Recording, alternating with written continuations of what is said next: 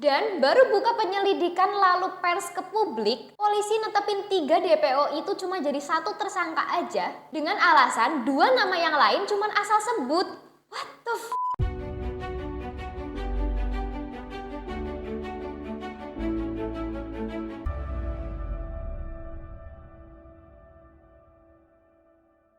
Assalamualaikum sedulur, matur nuwun sudah klik video ini, balik lagi sama Nyong Nafa.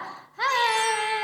Setelah film Vina sebelum 7 hari tayang, kasus misterius pembunuhan Vina oleh geng motor kembali naik ke publik. Sebetulnya bukan cuma kasus Vina lur, ada banyak kasus lain juga yang belum terungkap jelas. Apakah karena si pelaku bermain licik atau pihak penegak hukum yang kurang cerdik? Kali ini Nyong mau membahas 3 kasus misterius di Indonesia yang keadilannya masih menjadi tanda tanya. Check it out.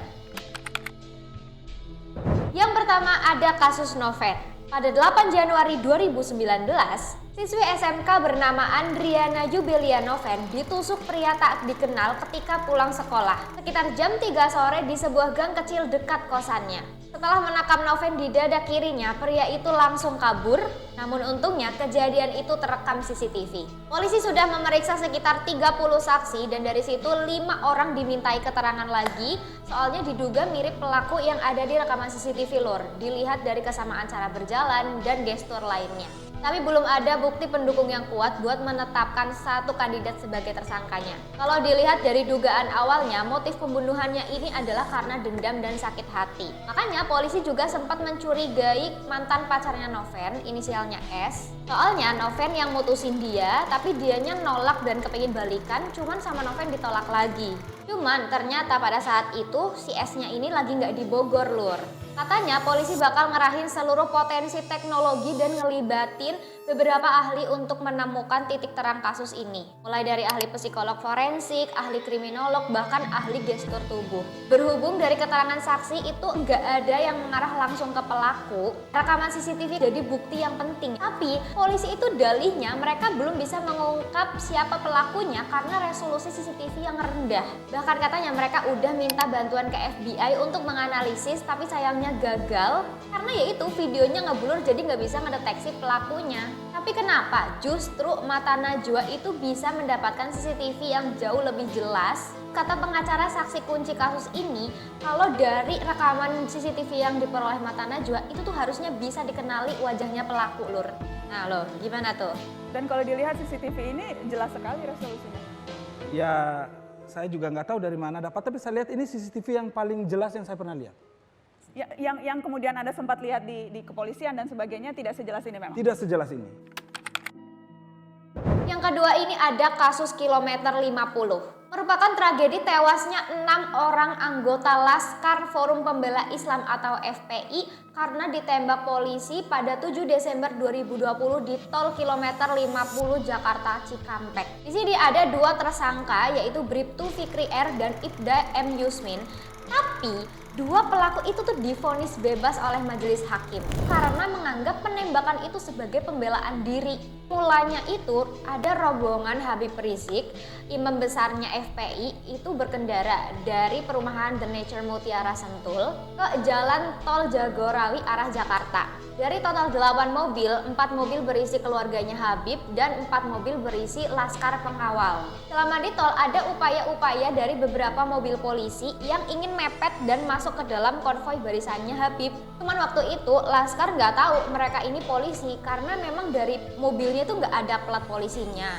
Mereka itu juga pakai pakaian bebas dan mereka juga nggak menunjukkan surat perintah resmi.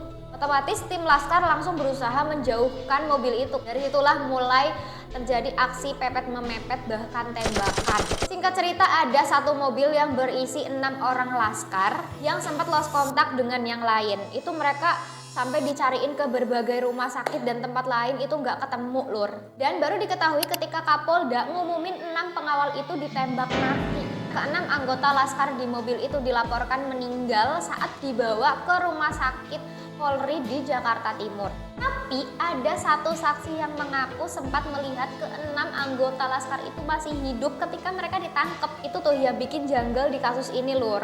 Kecurigaan juga muncul setelah hasil penyelidikan bilang CCTV di jalan tol Jakarta Cikampek itu udah mati sejak sehari sebelum peristiwa.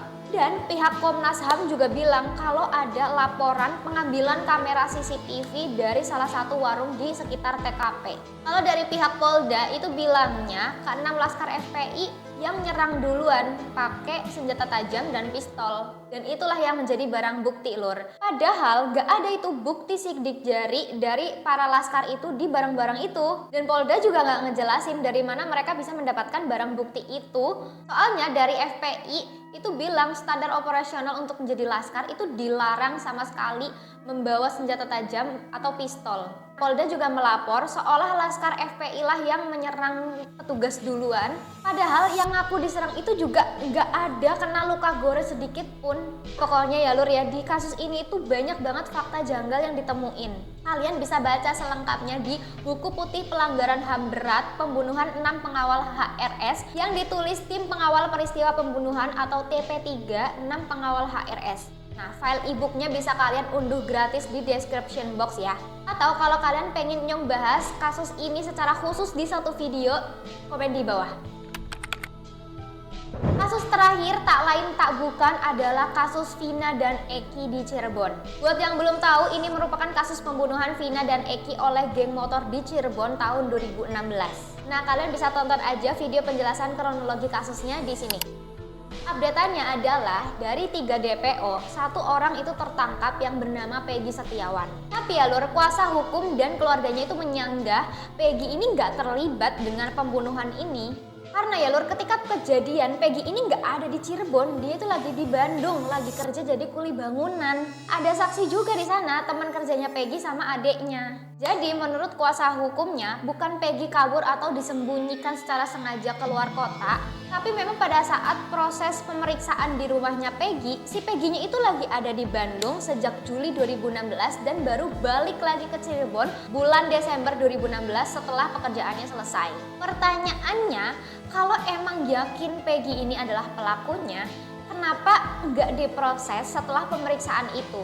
Dan hebatnya setelah kasusnya viral lagi nih kemarin gara-gara filmnya, cuman ada sekitar 1 bulanan itu tersangkanya bisa tertangkap. Dan baru buka penyelidikan lalu pers ke publik, polisi netepin 3 DPO itu cuma jadi 1 tersangka aja dengan alasan 2 nama yang lain cuman asal sebut. What the f***? Menurut Hotman Paris, kuasa hukumnya Vina, itu aneh banget kalau tiba-tiba 2 DPO-nya itu dihilangkan. Karena melihat di amar putusan pengadilan, DPO itu ada 3 nama, ada ciri-cirinya juga.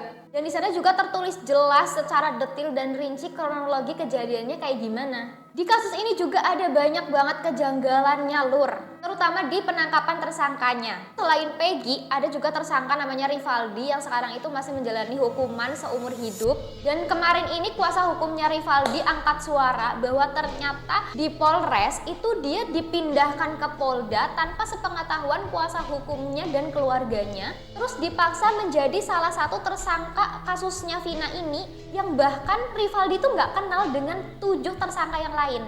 Melalui kuasa hukumnya, Rivaldi mengaku dipaksakan terlibat sebagai salah satu tersangka yang bahkan tidak mengenal pelaku lainnya. Si Linda itu kan yang katanya tuh sahabat dekatnya Vina, itu kan dia akhirnya juga muncul ke publik kemudian diperiksa di polisi. Nah, dia ngasih keterangan nih ke media kalau dia tuh sebenarnya nggak kenal sama sekali dengan semua terpidana termasuk si Peggy ini. Dan dia juga ngaku dia nggak tahu pasti kronologinya kayak apa karena waktu kejadian itu si Linda ini lagi nggak ada di TKP, dia lagi di rumah. Anehnya, Linda ini mengaku sebenarnya dia nggak sedekat itu sahabatan sama Vina, cuman teman biasa aja. Mereka ini kenal karena pacarnya tuh sama-sama anak geng motor XTC, musuhnya si Moonraker itu. Tapi karena waktu itu Linda udah putus sama pacarnya, jadilah dia lost kontak sama Vina ada lebih dari 6 bulan. Dan untuk insiden kesurupannya, Linda memang mengaku betul dia kesurupan pasca kematiannya Vina sama Eki. Tapi itu ya udah biasa aja karena emang dia udah biasa kayak gitu sejak kecil. Hotman Paris itu ngunggah di Instagram pribadinya video Linda lagi kesurupan Vina lagi setelah 8 tahun.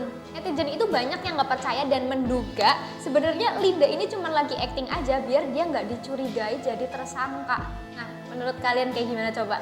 Nah itu tadi dia Lur 3 kasus pembunuhan di Indonesia yang masih belum terpecahkan dan belum jelas nih keadilannya. Menurut kalian gimana? Apakah kita sebenarnya membutuhkan detektif Conan atau Sherlock Holmes untuk memecahkan kasus-kasus ini? Coba komen di bawah. Terima kasih ya Lur sudah menonton sampai selesai. Semoga videonya bermanfaat. Jangan lupa like, share, subscribe dan juga nyalain notifikasinya. Kalian juga bisa dukung kita melalui Saweria dengan link yang ada di description box. Sampai jumpa lagi. Assalamualaikum.